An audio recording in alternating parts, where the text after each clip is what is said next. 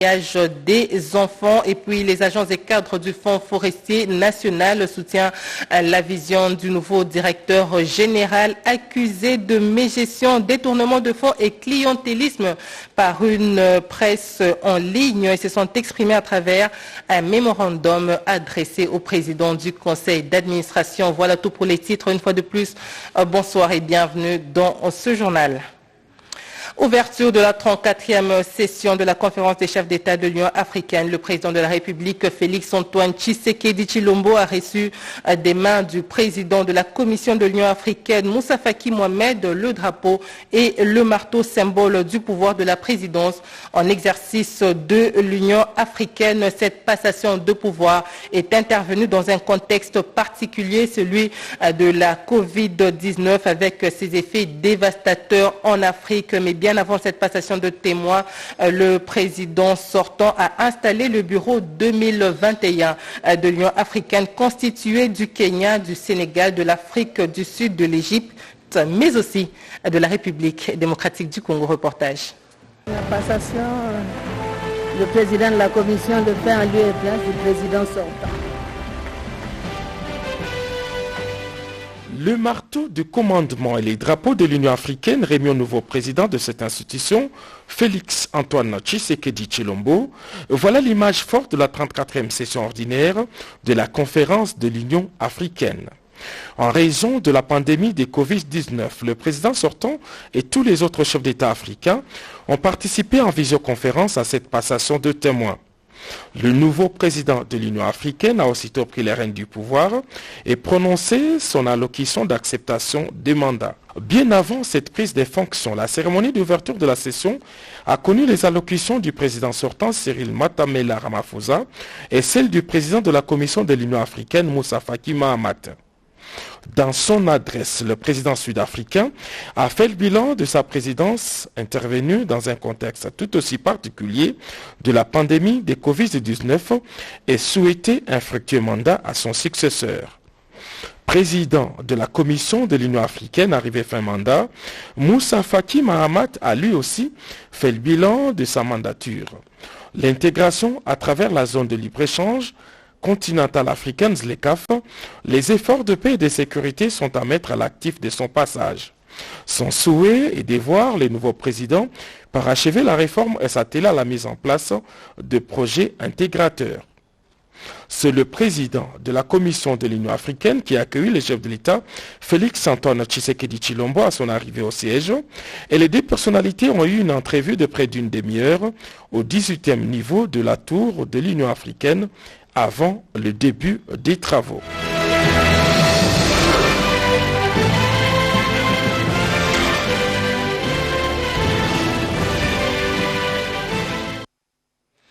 C'est officiel, le président de la République, Félix-Antoine Tshisekedi Tshilombo, est le nouveau président en exercice de l'Union africaine. Il a été investi ce samedi au siège de l'Union africaine. Il a reçu le marteau et le drapeau de l'Union africaine des mains du président de la Commission de l'Union africaine, Moussa Faki Mohamed. Je vous propose d'écouter un extrait du discours du chef de l'État.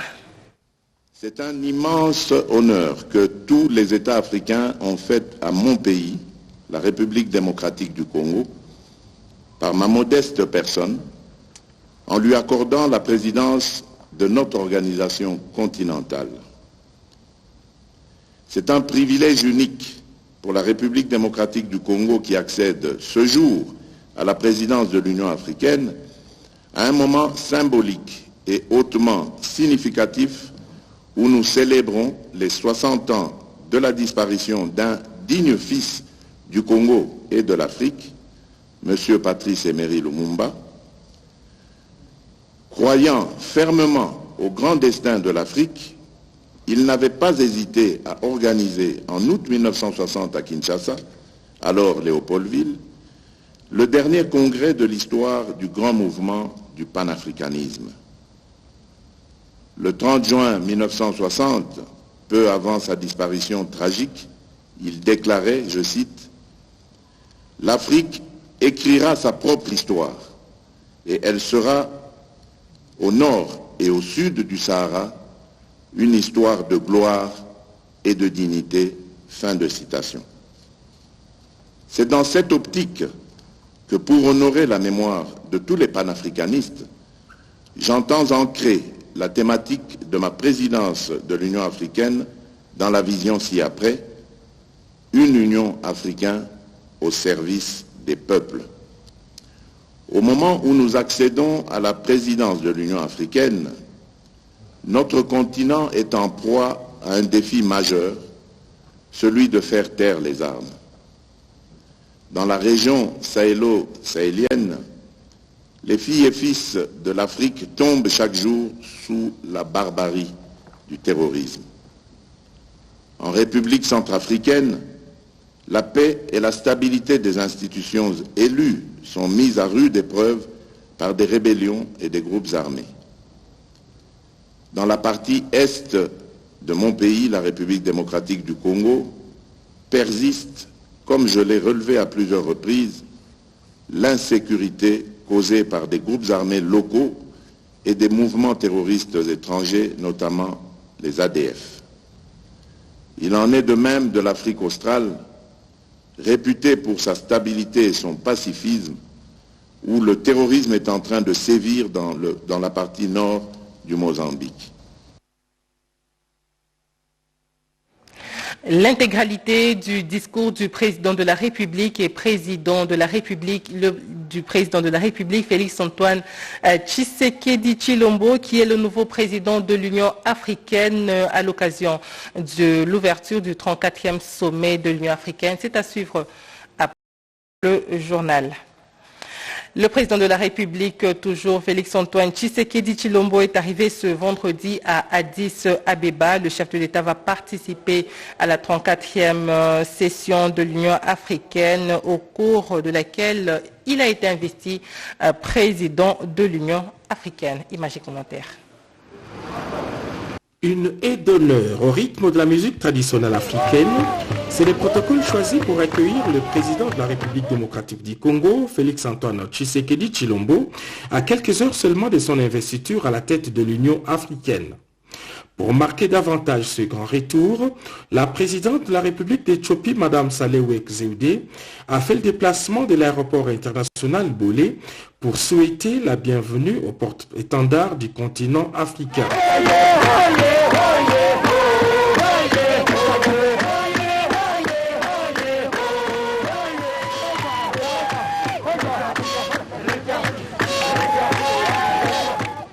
Les deux chefs d'État ont eu une première entrevue au salon présidentiel de Bolé avant de traverser la ville jusqu'à l'hôtel réservé pour les futurs présidents de l'Union africaine. Mobilisée depuis la matinée, la communauté congolaise d'Addis Abeba a ovationné son chef de l'État, Félix-Antoine Tshisekedi Tshilombo, à la tête de l'Union africaine 54 ans après les passages du maréchal Mobutu.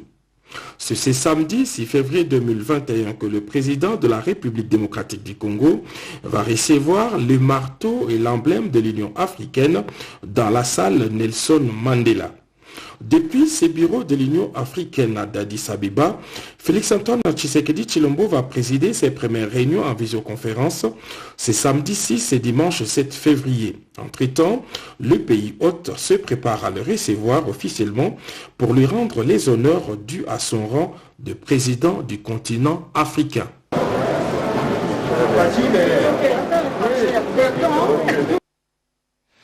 C'était là l'ambiance de l'arrivée du président de la République à Addis Abeba. Changeons de chapitre à présent. Les travaux de la mise en commun d'intégration des améliorations des parties prenantes au rapport assoupli de l'ITIE 2018-2019 et du premier trimestre 2020 ont été lancés par le vice-premier ministre du plan à Lubumbashi dans le Haut-Katanga.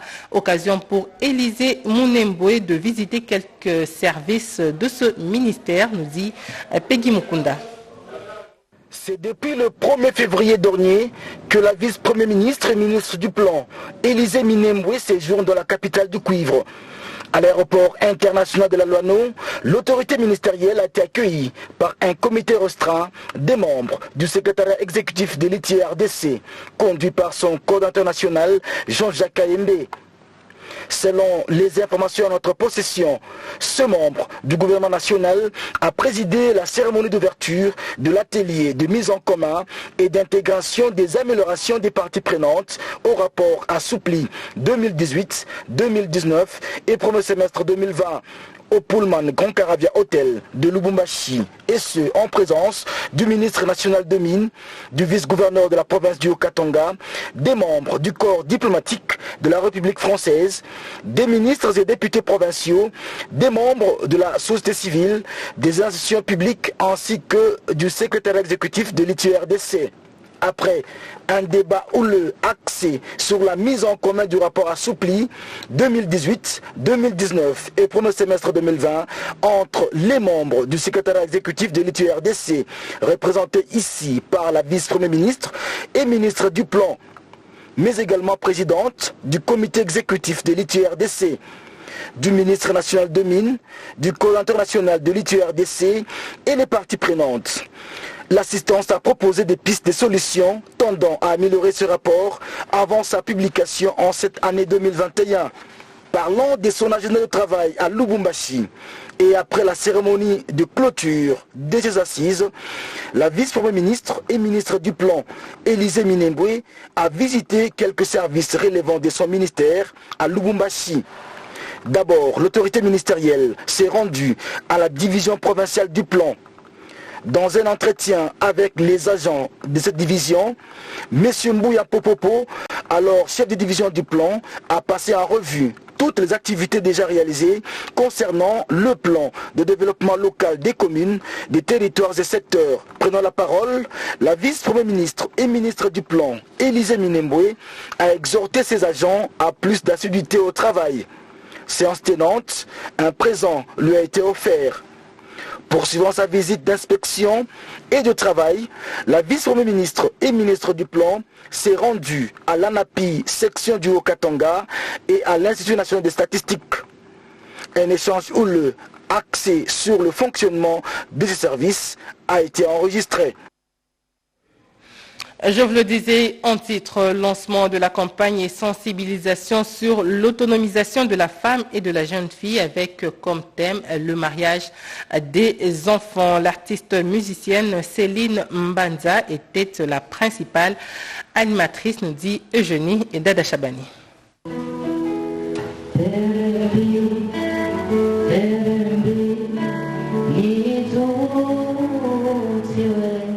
Terembi, qui signifie en dialecte ngwandi mon corps, est une chanson de l'artiste musicienne Céline Mbanza, prix RFI des jeunes talents 2020.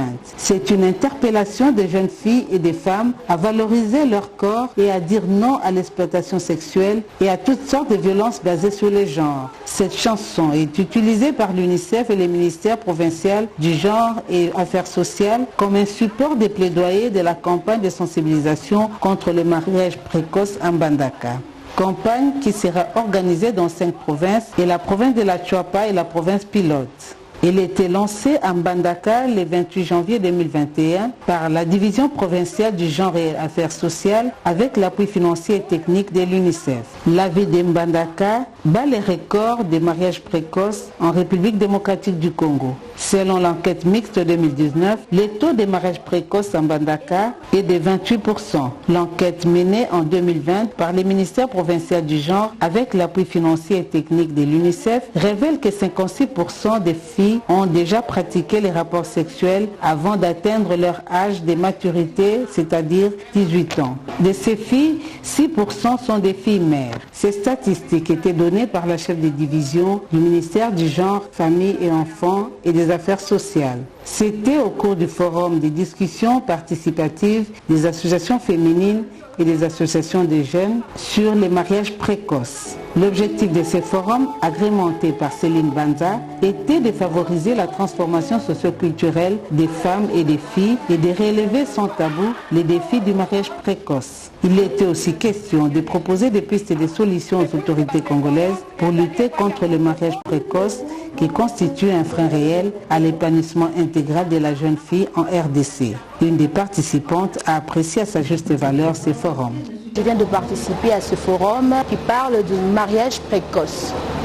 Et oui, grâce à une certaine sœur, une jeune fille comme nous, c'est de Céline dont on parle, Céline Banza je crois. Elle a été soutenue par l'UNICEF, vu son talent, de parler, de plaider en faveur de filles à travers des chansons. Donc c'est elle qui était avec nous aujourd'hui et à travers ces chansons, elle a pu nous conscientiser. À travers ces chansons, nous avons pu retenir qu'il y a des causes et des conséquences qui suivent le mariage précoce. Entre autres, d'autres causes, on a le manque de dialogue entre les parents et les enfants. Et c'est ce qui occasionne du mariage précoce. L'influence aussi de la compagnie, ça joue aussi un rôle.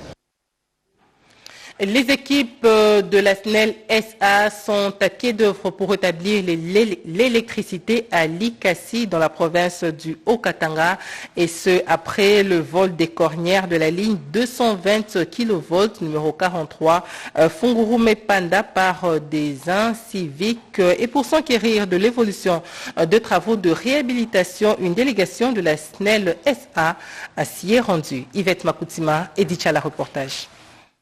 Le simple effet de déplacer les cornières, cette partie importante en soutien aux structures métalliques composantes du pylône, peut plonger tout un espace géographique habité dans le noir. Et cela ne se fait pas sans risque, certains s'y adonnent au péril de leur vie, tel est le cas précis de l'auteur des vols des cornières dans le site de Fungurume qui a succombé en pleine opération par électrocution. La ligne 220 kV numéro 43 Fungurume-Panda a vu ses pylônes écrouler, plongeant ainsi une grande partie de la population des Likasi et Fungurume dans les noirs. Aussitôt informée de la situation, la Société nationale de l'électricité SNEL SA s'est mise à pied d'œuvre et la présence de la délégation de la direction générale sur les lieux rassure. Il s'est fait que ce que les inciviques ont posé comme acte ici a de l'impact jusque même au niveau de notre protection. Voilà pourquoi nous sommes venus pour demander à la population de devenir sentinelles des équipements de la SNEL afin de permettre à cette dernière de les servir convenablement et dans de bonnes conditions. Voilà pourquoi le DG, qui connaît bien la SNEL, il connaît l'impact de ces désagréments sur le revenu du pays et sur la SNEL, nous a dépêché pour qu'on montre aux Kinois que nous devons nous soutenir au lieu de décourager les efforts qui sont en train d'être faits.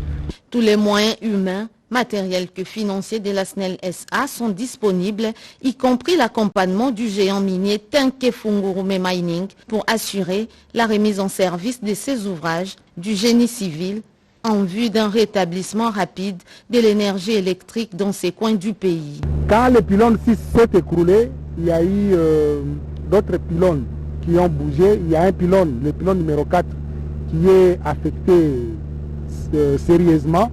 Ce pylône-là nécessite qu'il soit d'abord couché par terre pour son redressement. Les travaux vont connaître un léger retard suite au mauvais état de route qui mène vers ces sites. La SNEL SA lance un appel aux autorités compétentes pour la réhabilitation des infrastructures des bases.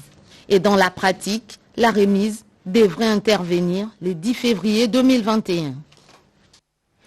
Et pendant ce temps, à Lubumbashi, une érosion a emporté des maisons et causé des dommages importants dans le quartier Kimilolo, commune de Lubumbashi. Les détails dans ce reportage. Des conduites d'eau suspendues, toute la masse de terre qui les soutenait a été emportée par ces eaux de pluie. Cette érosion risque de priver d'eau potable les habitants du site de Kimilolo.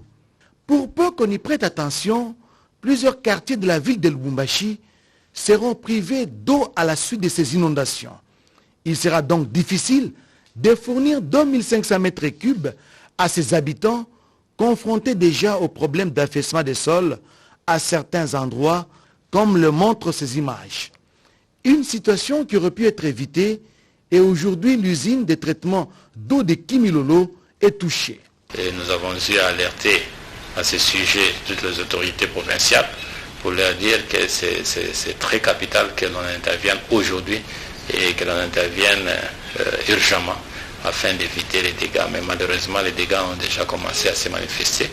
Il y a eu plusieurs maisons qui ont été emportées, mais aussi même les barrages que nous avons construits, parce que la Régie des eaux a construit sur autofinancement un grand barrage, comme vous avez vu, pour soutenir la conduite et éviter qu'elle soit emportée. Les barrages de Kimilolo n'est resté que l'ombre de lui-même. La sonnette d'alarme est donc tirée. Rendons-nous à présent dans le Nord Kivu. L'insalubrité gagne du terrain dans les marchés publics du chef-lieu de cette province. Liliane Mikindo, femme leader de l'UDPS, s'implique dans l'évacuation des immondices, nous dit Janine Kalinga dans ce commentaire. Les travaux d'évacuation des immondices au marché public à Lanine ont vécu dans la ville de Goma au Nord Kivu.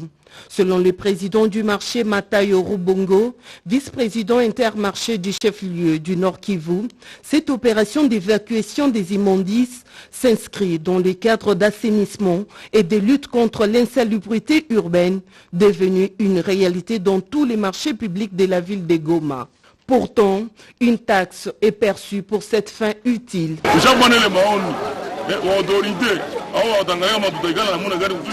Nous sommes contents de ce genre d'initiative car ces phénomènes d'insalubrité, ne pas seulement ici, mais aussi dans tous les autres marchés de la ville de Goma.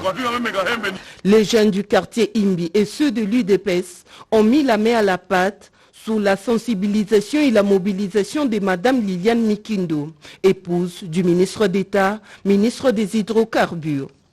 Un chargeur a été ainsi disponibilisé pour cette opération de maintien de la propriété de la ville de Goma. Question d'éviter l'impact négatif sur la santé humaine, explique Madame Liliane Mikindo. Moi, je conseillerais au chef du marché de commencer à faire la sensibilisation sur la propriété, surtout la propriété du marché.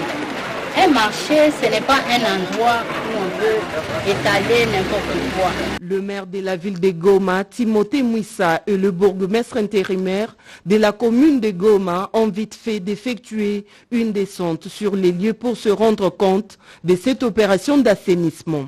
Et ces deux autorités urbaines souhaitent à tout prix que la population prête main forte à ce type de travaux communautaires.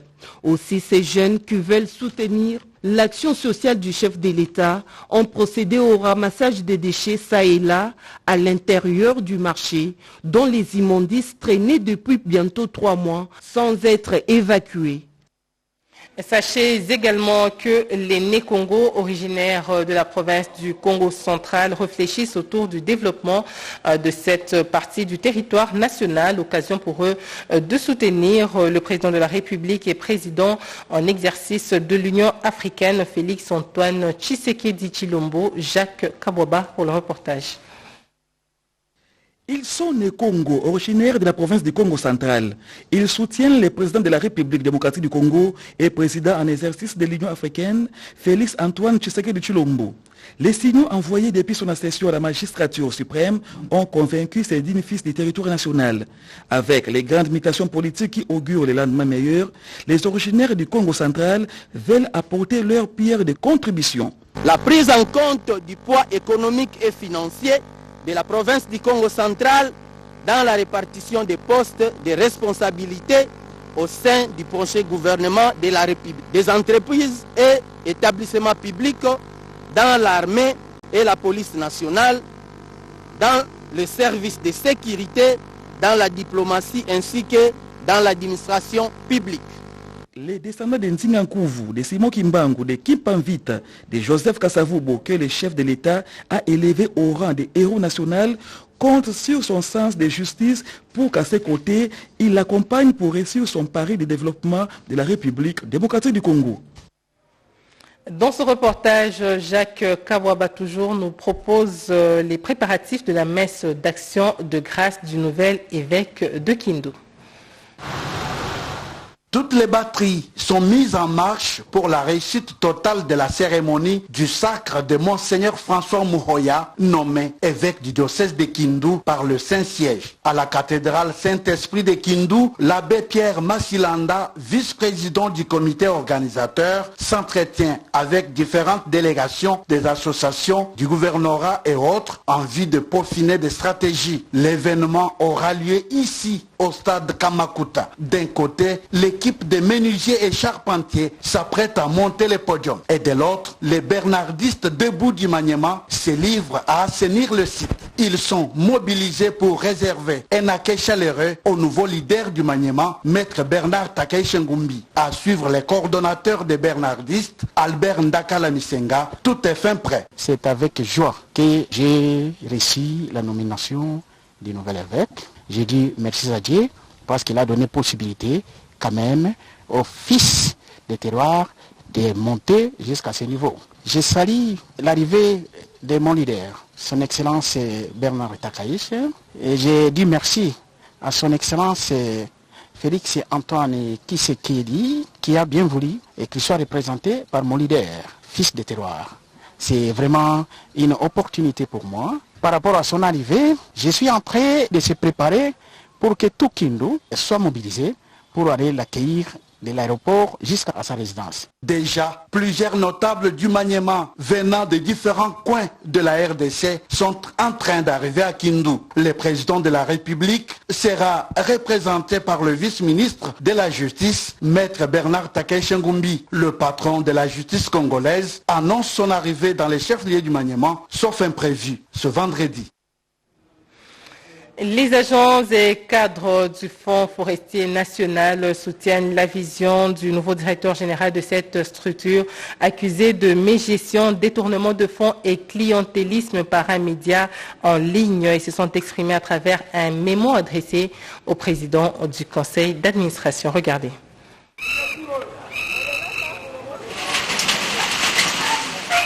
Le climat est morose au Fonds forestier national suite aux accusations gratuites à l'endroit du nouveau directeur général de cette structure par un média en ligne. Les agents et cadres du FFM ont carrément bloqué l'accès sur le lieu du travail avant toute déclaration de soutien à Honoré Mulumba Kalala, le nouveau directeur général qui, selon eux, est celui qui va mener l'entreprise vers des lendemains meilleurs après 10 ans de léthargie. Pour mettre fin à cette attitude de nature à ternir l'image du Fonds forestier national, nous demandons d'identifier et sanctionner les commanditaires, les investigateurs de l'article Paris, conjointement aux journaux de presse, de saisir les organisations professionnelles qui régulent la presse en République démocratique du Congo. Le président du conseil d'administration, un beau père de famille, a apaisé les esprits des uns et des autres. Nous avons reçu votre mémo et tout ce que nous vous demandons, c'est d'ouvrir les bureaux et permettre aux agents de vaquer à leurs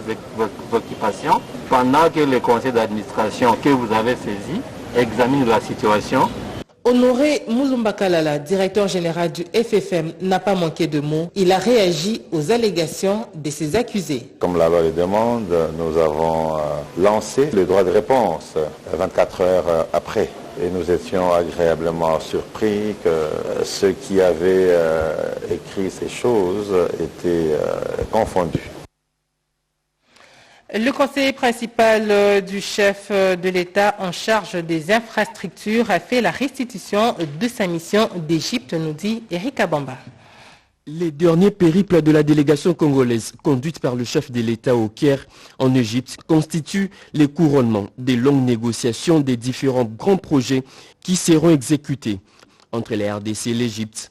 David Moukeba, conseiller principal du chef de l'État en charge des infrastructures qui accompagne le président de la République au pays des pharaons, énumère ici les différents grands projets qui seront exécutés dans les tout prochains jours. Ce panorama de projets reprend pour la province du Kasaï des infrastructures routières avec la construction de la route nationale numéro 1 dans sa section allant de Kananga à Mujimaï avec de bretelles où sera construit le pont de Ndomba vers Ndomba où on va construire une infrastructure portuaire. Il y a la construction des infrastructures énergétiques avec le barrage de Chipuka. Par rapport à la durée d'exécution des travaux, il y a des travaux qui vont s'exécuter pendant le mandat. Par exemple, la photovoltaïque, qui est un chantier qui ne pourra nous prendre que 6 mois. Au bout de 6 mois, donc, les gens pourront voir visiblement que le champ photovoltaïque est là bien présent. Il y a le port de Ndumba qui pourra prendre 1 année. En fait, la périodicité de l'exécution des travaux est séquencée par rapport aux envergures de travaux. Plus c'est des travaux costauds, plus ça va nous prendre du temps. En fait, l'important ici, c'est que le peuple vive et qu'il comprenne que les travaux ont été lancés et bien entendu, les travaux sont en train d'être exécutés. Tous ces travaux verront la participation mixte des sociétés égyptiennes et des firmes congolaises. L'UDPS Fédération de Chikapa a reçu un don de chaises pour ses activités. C'est un cadre du parti André Mouchongo qui est le bienfaiteur. Eddy Tchala pour le commentaire.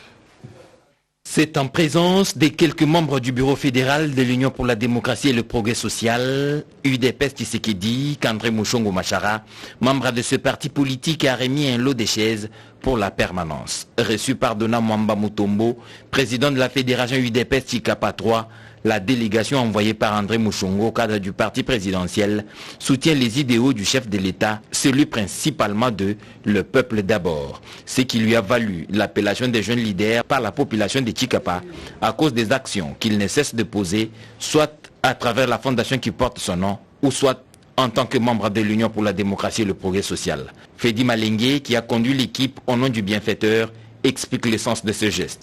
Donc je viens représenter le chef de travaux André Mouchongo Machara, qui de passage à Chikapa n'a pas oublié son parti politique et sa fédération du Kasaï. Il a fait une promesse et aujourd'hui cette promesse s'accomplit. Dona Mwamba Mutombo, président de la fédération de l'UDPS Chikapa, a remercié André Mouchongo pour cette action à l'endroit de son parti politique. D'abord, je remercie le CT André Mouchongo parce qu'il avait promis et il a réalisé. Il a quand même donné un don de chaises. C'est pour cela la fédération de l'UDPS et moi-même, nous lui remercions. Plusieurs actions sont posées par André Mouchongo dans le souci de soutenir la vision du chef de l'État, Félix Antoine Tshisekedi Tshilombo, afin de remettre l'homme au centre de toute action. Avant de nous séparer, découvrons ce communiqué officiel à Madame, Messieurs les chefs d'entreprise et des sociétés commerciales en province, tous à Kinshasa, tous en République démocratique du Congo, ainsi libellé alerte contre l'escroquerie et le trafic d'influence commis au nom de la maison civile du chef de l'État. Messieurs, Madame, des informations qui nous parviennent régulièrement indiquent que vous faites l'objet de toute forme de tracasserie et de trafic d'influence par des personnes non autrement identifiées mais se présentant comme agents de la maison civile du chef de l'État ou tout simplement comme membres de la famille biologique du chef de l'État, tout en vous encourageant à dénoncer ces cas, ces actes délicieux aux autorités judiciaires compétentes. Je vous assure que le contact au nom de la maison civile du chef de l'État ne pourrait être entrepris que par une personne munie d'un mandat ou d'une décision monument dûment signé par le chef de la maison civile du chef de l'État et certifié par le gouverneur, représentant légitime du président de la République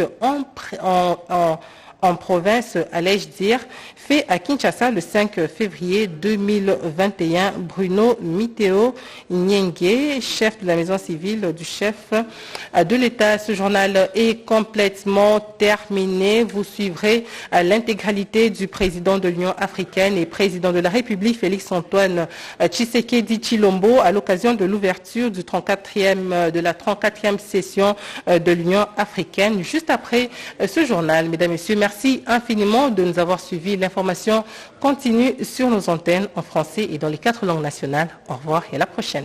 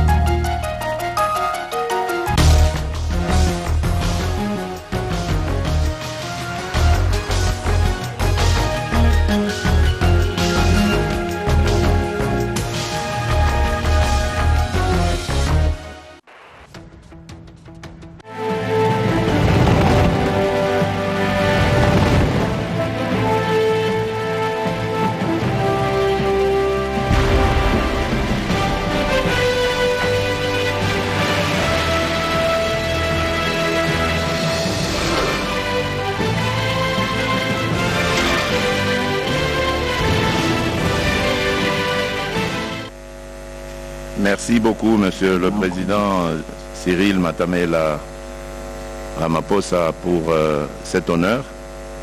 Merci pour cette passation de témoins que je reçois avec honneur. Et je sais que vous avez placé la barre tellement haut que je serai obligé, grâce à cela, à travailler d'arrache-pied pour essayer de vous égaler.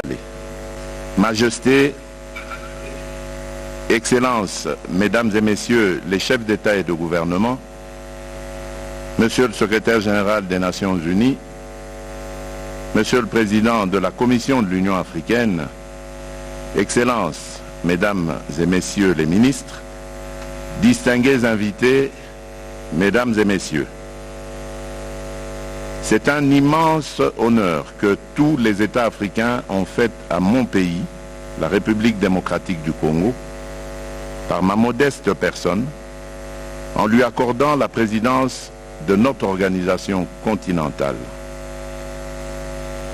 La présente mandature, dois-je le rappeler, a pour thème principal art, culture et patrimoine, levier pour l'édification de l'Afrique que nous voulons. Nous voulons en effet une Afrique avec une participation active et massive des femmes et des jeunes, moteur d'un développement durable et inclusif. Je mesure l'immensité de la tâche que j'accepte en toute humilité d'assumer avec votre appui constant, le concours appréciable de tous les membres du bureau et la disponibilité permanente de la commission de notre organisation. Je tiens à remercier vivement mon prédécesseur, le président Cyril Matamela Ramaphosa, qui, dans des conditions difficiles dues à la pandémie de Covid, a su mobiliser les efforts de tous les pays du continent et des partenaires pour y faire face. Pour cela, je propose qu'il soit le champion du programme de vaccination et de lutte contre la pandémie de Covid-19.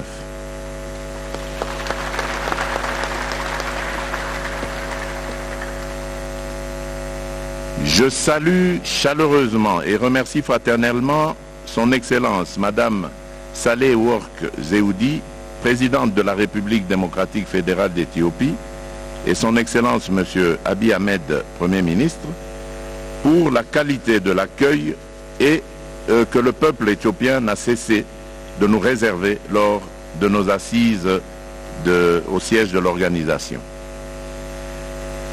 Je saisis également cette occasion pour adresser mes sincères remerciements à M. Moussa Faki Mahamat, président de la Commission de l'Union africaine, qui nous reçoit dans ce magnifique cadre du siège de notre organisation continentale.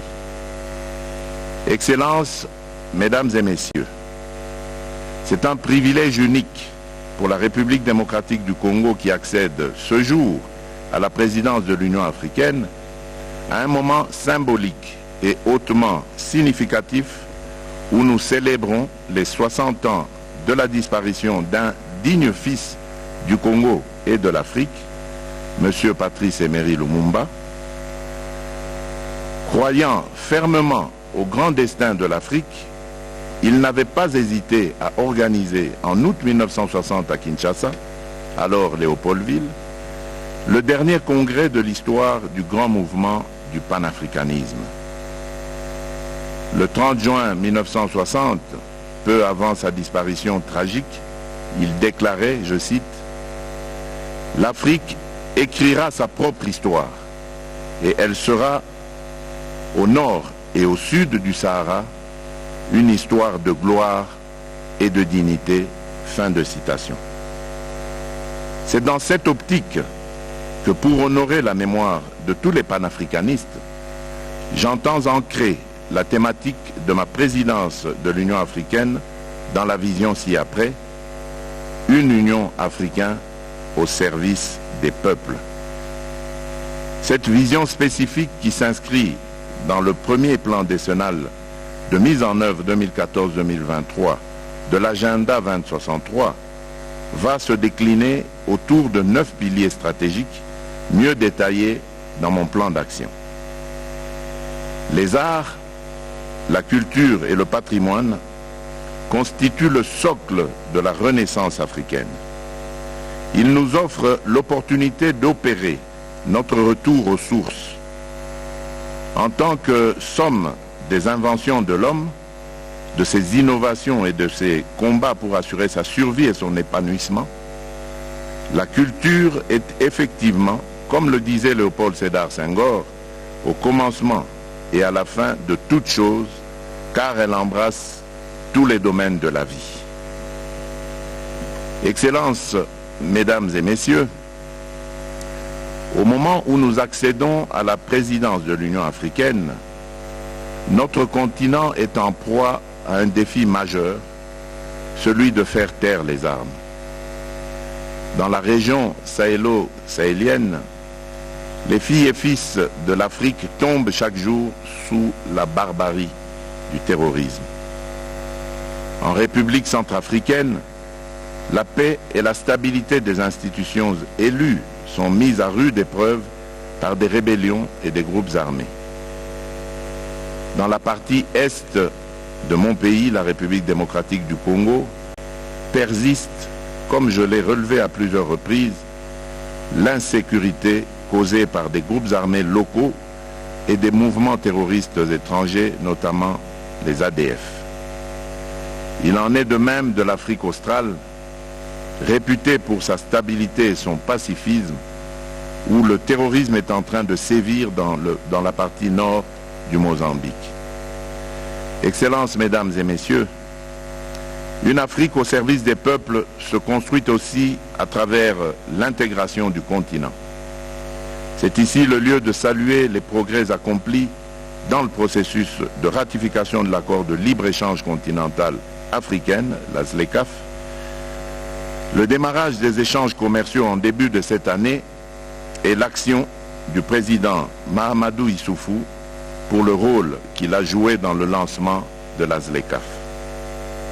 Certes, le démarrage des échanges en ce mois de janvier 2021 dans le cadre de la zone de libre-échange continentale africaine représente un acte d'indépendance économique. Mais il existe des défis certains au regard de disparités dans le développement industriel de nos différents pays.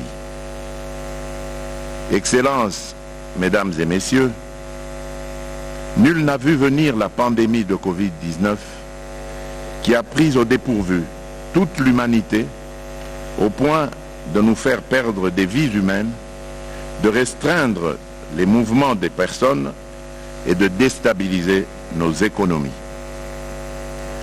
Bien que relativement moins touchée que d'autres parties du monde, l'Afrique n'a pas non plus été épargnée par ce virus mortel. Raison pour laquelle nous saluons l'ingéniosité et la résilience dont ont fait montre les pays africains dans la lutte contre cette pandémie. Fort de l'expérience du combat contre l'adversité et de nos grandes capacités d'adaptation, ne baissons pas les bras et ne perdons pas de vue d'autres pathologies qui continuent de sévir au point d'être parfois de loin plus mortelles, comme la malaria ou le VIH-Sida.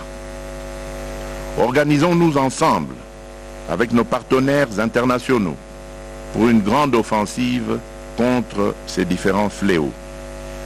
Il est important que notre organisation puisse renforcer le Centre africain pour le contrôle et la prévention des maladies, CDC en sigle, afin de répondre efficacement aux urgences et de relever les défis sanitaires complexes en tant qu'institution technique spécialisée de l'Union africaine. Excellences, Mesdames et Messieurs, dans une stratégie avec les communautés économiques régionales, nous allons conjuguer nos efforts pour renforcer la paix et la sécurité, poursuivre l'opérationnalisation de la zone de libre-échange